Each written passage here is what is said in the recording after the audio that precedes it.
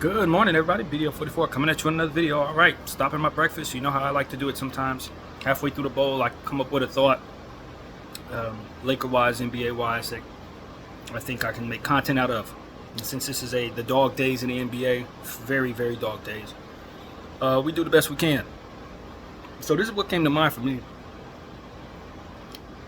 I heard somebody said, I don't remember exactly who it was. It might have been Trevor Lane on Laker Nation. He was essentially saying that picks are not all created equal. You can have swaps and all these different things, as we know. But even more so, if you project that some picks are going to be bad picks or outside of the lottery, it's not the same, value as a different type of first that could project to be a lottery. It's all, I guess, presumptuative, if that's a word. It presumes that you would either make the playoffs or miss the playoffs based on what it looks like you're going to be before the season even starts, which I think is, in a lot of cases, inaccurate when it really comes down to it.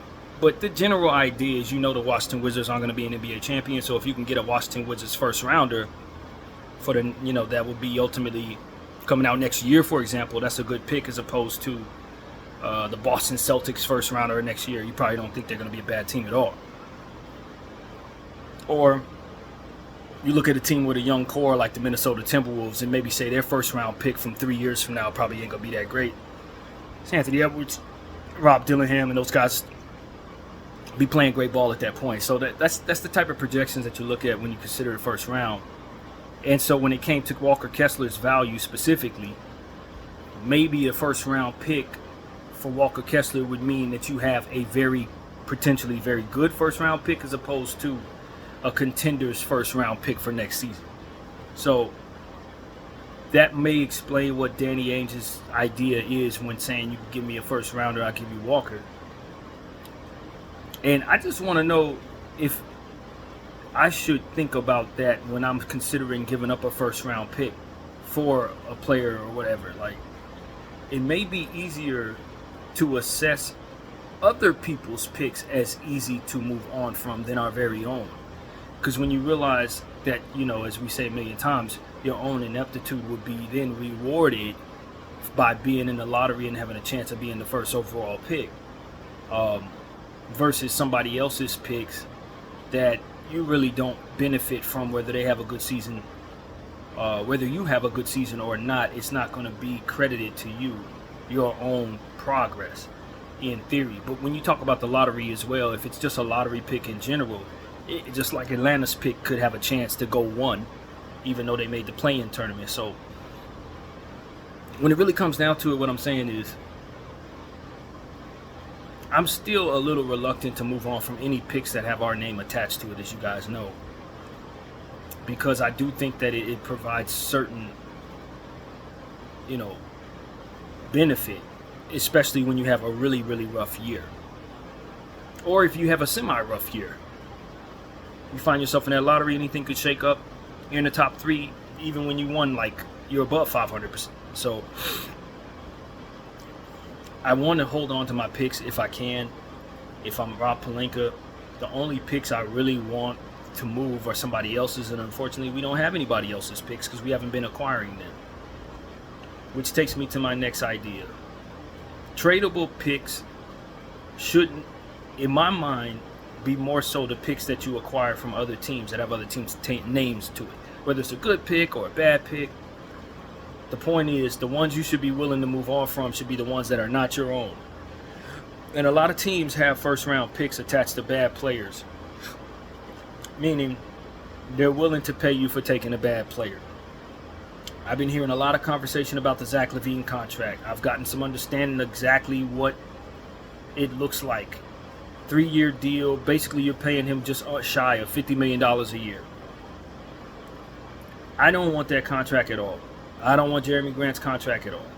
I don't, there are a lot of contracts out there that the Lakers are, that are buzzing around my team that I think are not great contracts. But the thing about it is, when you guys start talking about wanting to trade picks, you want to mortgage ours, which in my mind puts me in a same disadvantaged position as taking on a bad contract. You see what I'm saying? It's still really bad for my books. taking on Zach LaVine, or only having one of my very own picks between now and 2031 or whatever. That's not a good position. It's still a very disadvantaged position to try to build from. So the question is, if we're going to be making trades, should not the trades we be making look to add assets to our situation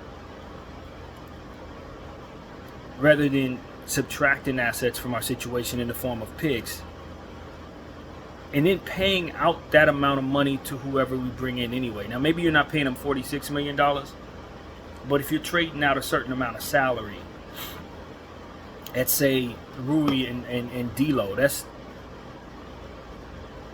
$36 million or something like that. So you're bringing back a $36 million contract and no picks. Let's say you do the Jeremy Grant trade. You're bringing back a contract that's not great on multiple years.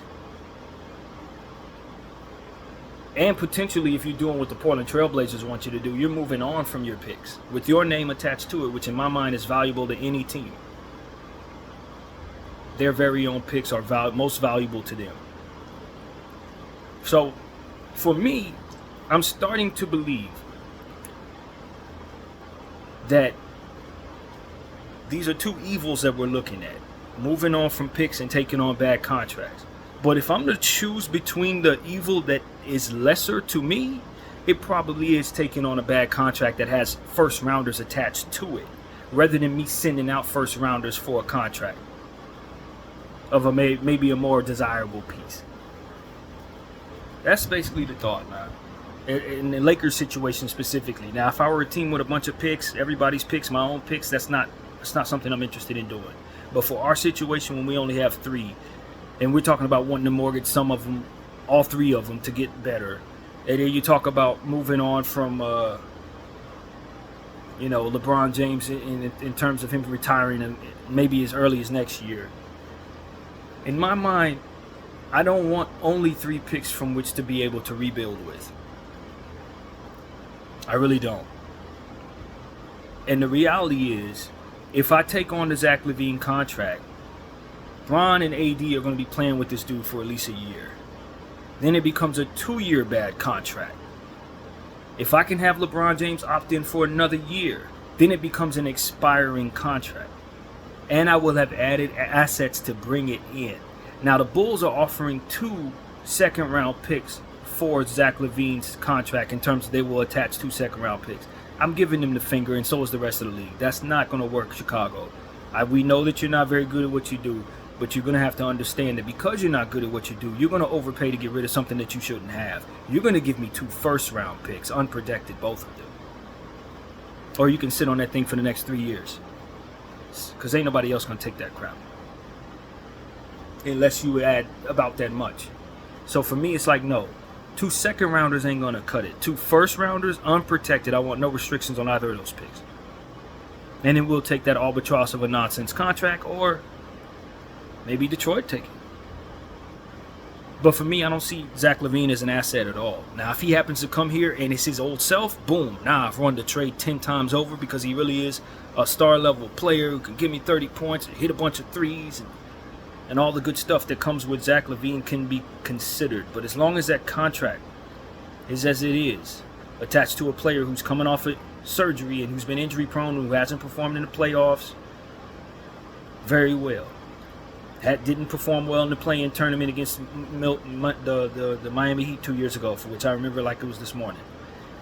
These type of things are making it so that I'm going to ask for more than what Chicago is offering in order for me to even consider taking that from them.